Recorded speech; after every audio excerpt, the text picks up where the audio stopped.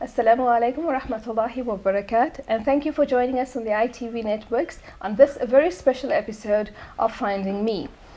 Mahatma Gandhi has been an inspiration to many. For the Indians in South Africa, he is a symbol of our struggle and a symbol of our freedom.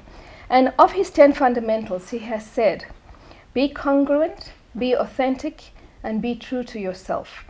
And he also said that without action, you aren't going anywhere.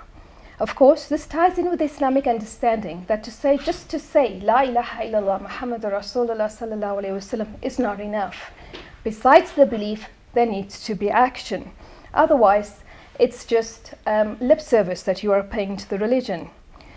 Thus, to claim that one supports any campaign of injustice or that one is against oppression, it's not enough to just verbally articulate.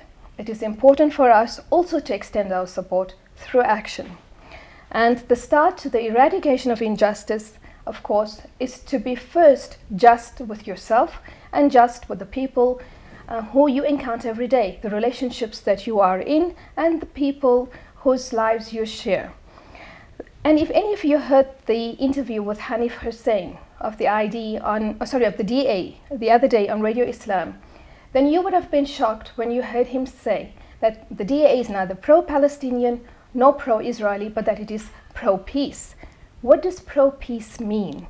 And such a comment should have really offended many of us who truly understand the plight of the Palestinians. Because certainly, we are all for peace.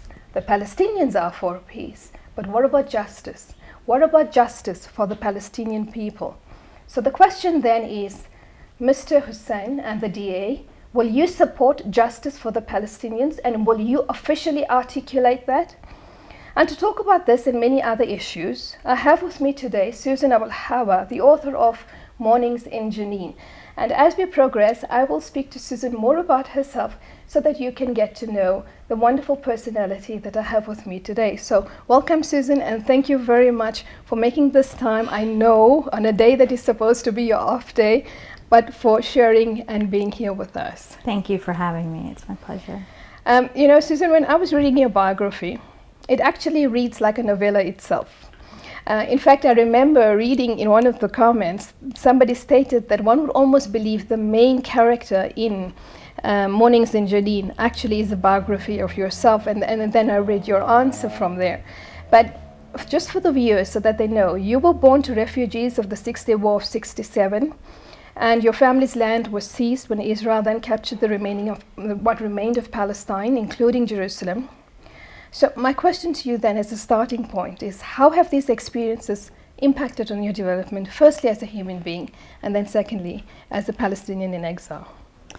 Well, every person is a product of their history. So it's not something I can isolate and say, oh, well, this has had this impact and this has had that impact, because I have no other frame of reference other than being Palestinian, being an exile, and this whole conflict for every Palestinian in one way or another has defined our existence. If you live under occupation, your life is framed by the limitations of the occupation. Yeah. Likewise, if you live in a refugee camp, as Palestinians do, your life is likewise framed by the limitations of living in a refugee camp. Same thing, for Palestinians who are refugees of the 1948 war. Not refugees, I'm sorry, the 1948 Palestinians who remained in Palestine following the Nakba and became citizens of Israel. They live as fifth-class citizens, and of course, that informs their lives and their identities as well. For people like me, who are part of the diaspora who live in exile, you are separated from your roots, and that frames your whole life. It's not just your roots, but families who ended up in exile, like I am, tended to become scattered. So, Palestinian society, like most Arab societies, the family structure is quite strong and large. So you often had 3-4 generations living in the same house, and at least in the same neighborhood, and everybody knows everybody. And that social structure was completely shattered and rearranged for the segment of the Palestinian population that I belong to. So all of these things have shaped my life, and there were personal things that resulted as a consequence of the war, of the sort of disintegration of the family that put me in different situations in my life. So I am a product of my life, period. As you were speaking, and you're speaking about the importance of family and society, I think a lot of South Africans will relate to that, because a strength of the South African Indian Muslim society especially is about family and familial bonds. And many of those who emigrate, the thing that they will articulate all the time is, it's so difficult because there's no family. So I can just imagine how you felt, because I do know Arab societies, they're big families, and they maintain these extended family bonds, and it can be a challenge. Okay, so my next question to you then is, you moved to the USA as a teenager, and you graduated in biomedical science. You established a career in medical science, but then in 2001, July, you founded Playgrounds for Palestine, a children's organization which is dedicated to the right to play for Palestinian children. Why is play important for you, in your understanding, when it comes to the development specifically of Palestinian children? Well, play is important for the development of all children. It's crucial for not just physical development, but cognitive, social, and psychological development. And in fact, there's a whole field of play psychology that's a depth of study showing the benefits of play. It's also a right that's enshrined in the Universal Declaration of Rights of the Child, that children have the right to play. But for children in conflict, it becomes particularly crucial, because kids have all kinds of terror, aggression, fear, confusion, and it's important to give them outlets for creative expression, for ways to sort of to make sense of what's in their internal world. And play is one of those outlets. Creativity, art is another. Sports, of course. So when I went back to Palestine, I had been away for about 19 years.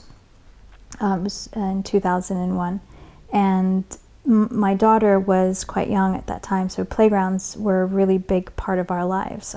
So, I had that in my mind, in my consciousness. So, walking through the West Bank and Jerusalem, one of the absence of playgrounds was really glaring and obvious to me. And kids had really no place to play but the streets. And that's another problem. Another thing that Israel's doing is, by confiscating more and more agricultural land and pushing Palestinians more and more into these densely populated urban areas, there are no more open spaces really that are available for kids to just kind of go and just play and run around, which even limits children further and sort of creates this almost like sense of imprisonment. So I would find these open lots that were full of rubbish and rocks and stuff, and just sort of imagine putting a playground there. And when I went back to the U.S., I had this idea. Okay, well, we're just gonna start this thing called Playgrounds for Palestine. I had no idea what I was doing. As with anything, I just sort of jump into things without thinking, and most of the time I regret it. But occasionally I stumble onto something and do something right. And this was one of them. It was, I put up a website. I taught myself some basic things on how to make a website. I did that, and then I discovered that I had to fill out all kinds of forms for the IRS to be a nonprofit, and I discovered that I had to pay them, and so it was one thing after another, but I was already so deep into it, and I just kept on, and I couldn't get anybody on board at first. Everybody thought I was crazy, and I was able to convince a playground manufacturer to donate a playground to us. And then I found a way to get the playground there. I found a space for it, and once we built that first playground, it gave us some legitimacy, and I was able to recruit more board members, and we had fundraisers, and we've been going ever since. Okay, so I have to ask you to hold the thought there. We have to go for the break, and when we come back, we'll go on further. Okay, great. So we'll see you after the break.